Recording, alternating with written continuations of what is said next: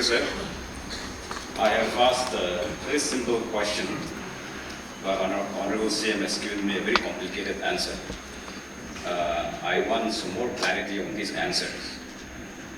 Before I come to my argument, a supplementary question.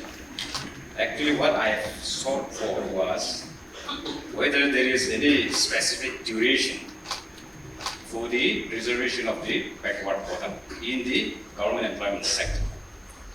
The answer to the first question was, of course, reservation started from 1967 onwards. That is about general quota. I'm not talking about the general quota. I'm asking a question within the reserve group, the reserve categories. In this, there was no reply, and therefore my supplementary question is whether there is any plan, or let us say intention, on the part of the government to specify the duration, how many more years to go for reservation. 1. 2. Whether there is any proposal on the part of the government to review the existing quota reservation in the government sector. I'll come later on my point of view, but these two questions I would like to request our Honorable CM to answer. Speaker, sir, I will come to the supplementary question raised by the questioner. This specific duration was not mentioned. I'll reply those two questions together.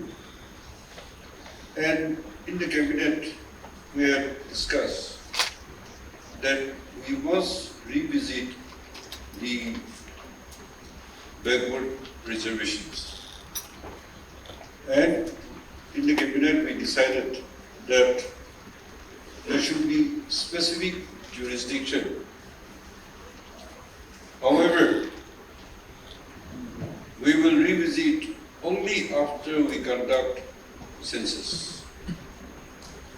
But we are not being able to conduct the census, and it has been kept on hold because some tribe has gone to court and it is not being settled. Also, not to have census. So it has hold us up, and only when proper census is conducted, we will revisit the backward quotas. And at that time, we'll also specify the jurisdiction. Duration. I'm thankful to the Honorable CM for the due clarity. Speaker, sir,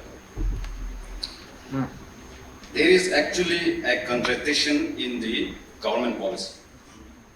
Why I'm saying contradiction? Because the answer to my question is, it is reserved on the tribe basis. I have asked a very categorical question, whether it is reserved on a geographical basis or tribe basis. The answer to that question is tribe basis. But again, in the bottom part of the answer, it is also said that somewhere it is geographically identified, which means the Sumis of the eastern areas, the Kifiri part of the Sumis. I don't know how many percentage was given, but that is the geographical. If you are talking of reservation in the government sector, it is now a geographical area, because Sumis as a tribe are advanced, like the Lotas, Semas, Lotas, Angamis, and the rest. So therefore, the government in its policy has contradicted in framing the policy. On the one hand, they are telling me that it is on the tribe basis. On the other hand, it is being reserved on the geographical area. Now, the question is, this, since Honorable CM has answered, I don't want to argue further, but since the cabinet have decided to revisit, I think it has to be done at the earliest. the policy which is adopted at the moment is from 1997 onwards, 25% reservation. Then it has now increased to 37% of the job reservation. Out of this 37% reservation, 25% goes to our ENBU areas. Let us come back to the ENBU areas. They have initially the ENBU comprising of about 7 tribes.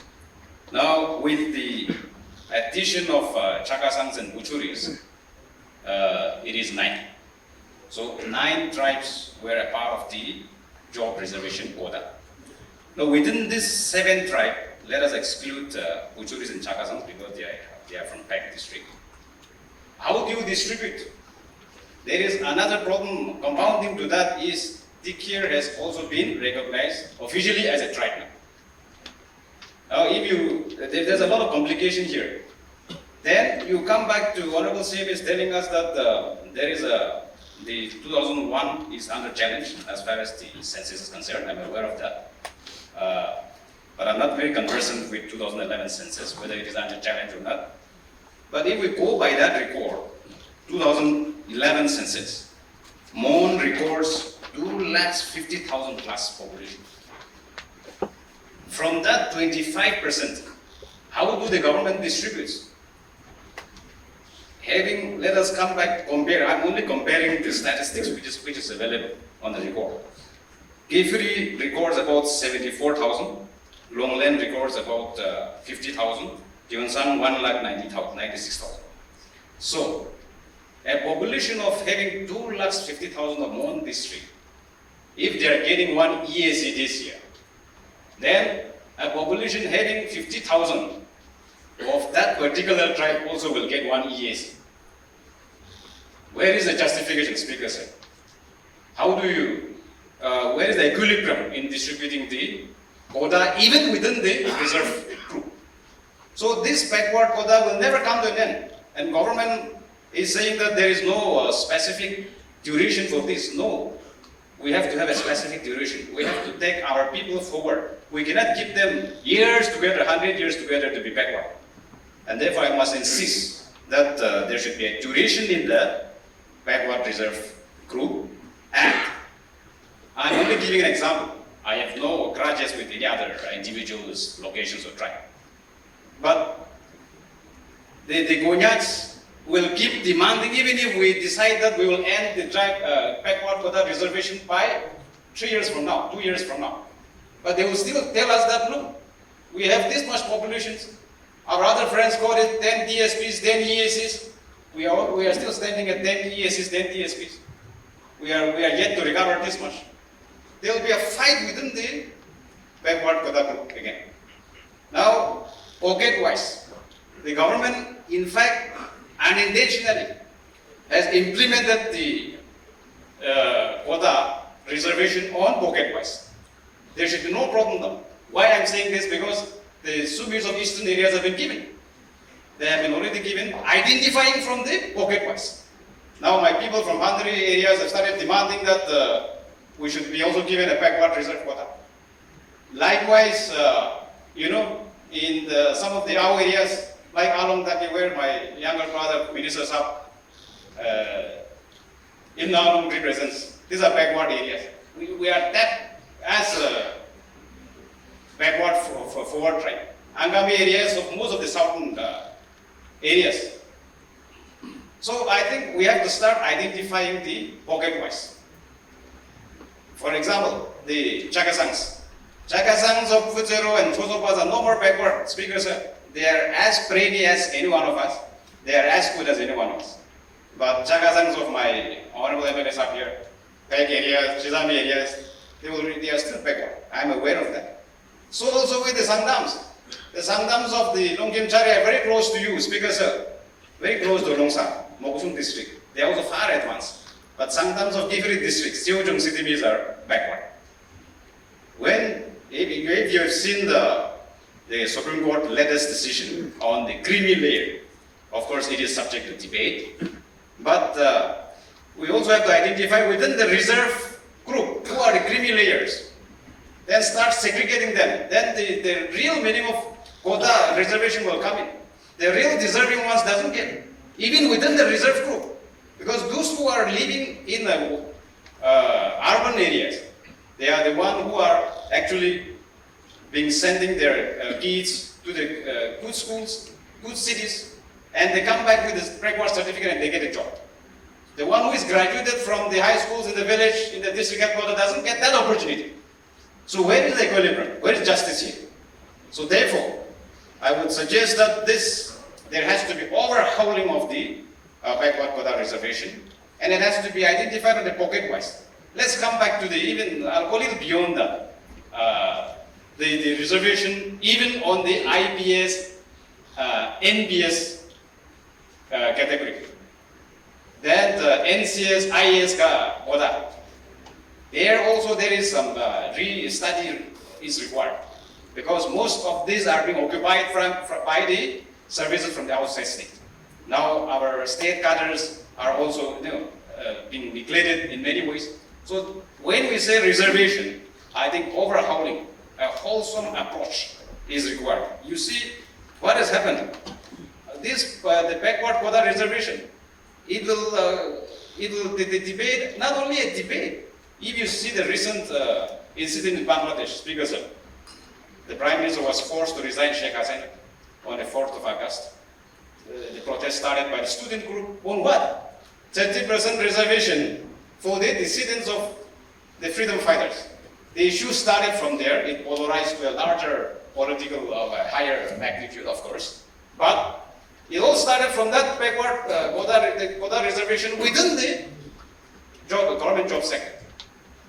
I'm not provoking such situation here, but if we are not careful on this job reservation, now the advanced tribe like the Aos, Semas, Lotas, Regmas, we also started gaining up that look. We also have to demand our pound of flesh. Where are we going to end? There's going to be a big war within the Naga family. And therefore, unless government comes up with a very practical solution, a proposal, it is going to be a big problem for the state. And for that, I would like to insist that the government, this CM has already announced that there will be a revisit. I'm happy with that. But there is a lot of things to be done in this, and proper rationalization of the backward quota is required. Even for the people with Disability Act, there is also a reservation. So there are reservations of reservations. So how do we synchronize all this for the betterment of our society? So this is what I would like to put across my bone of contention. Thank you. I want to thank the honorable member for speaking out his mind and what he thinks about it. As clearly mentioned, I said review can be done only when we conduct a fresh census. And regarding the ENPO area of 6 tribes, now 7. In this issue, I am aware that the population in the tribes is different. Onyaks having 1.50 lakhs, 1,50,000, and some small tribes has very low, not even half or a quarter. But let me tell you, I questioned at that time our honorable members that if you go by your proposal, big or small, if tribes should go by rotation and get equal percentage, it is not justified, and you will quarrel again. But they told me that it is decided by the ENPO, and we all agreed, so it can go ahead. So with their proposal, we had done like that. recent time, particularly more district, they started complaining that they should be given according to the population ratio. This will be possible only when the new census is conducted and the whole state, not only ELPO or now the present backward areas, backward tribes, but everything has to be overall. And as mentioned, even specific duration should be kept. Now in this decree, they wanted a separate percentage quota. But the government decision was, till such time review is taken, they should be within that income review. So they should share. That is a stand. But I learned that they had gone to court to fight for the right. Nobody can stop, and everybody, I feel that the whole Nagas who are tribals, we are all backward. But among the backward, some little more advanced, we agreed that yes, we should bring the backward areas for the people and power with the state. But in this, in life, nobody, including myself or yourself, we don't get 100% justice. So, as a family of the Nagas, we have different tribes, but we have to compromise and to work out a formula to coexist and live in peace. Otherwise, we fight individually. The tribalism is very strong? Because all these things were promoting more of our own tribes. Naga movement, why it could not be resolved? Because Nagaism, we are fighting among the tribal level. Our tribes come first. Our Naga issue come last. We're still at the level of individualism, tribalism. We have not come to the Nagaism. And that's why we're in this form of situation. Therefore, we as an elected member, we have to guide our people. And instead of making more complicated, we should contribute to resolve when the time comes. Thank you.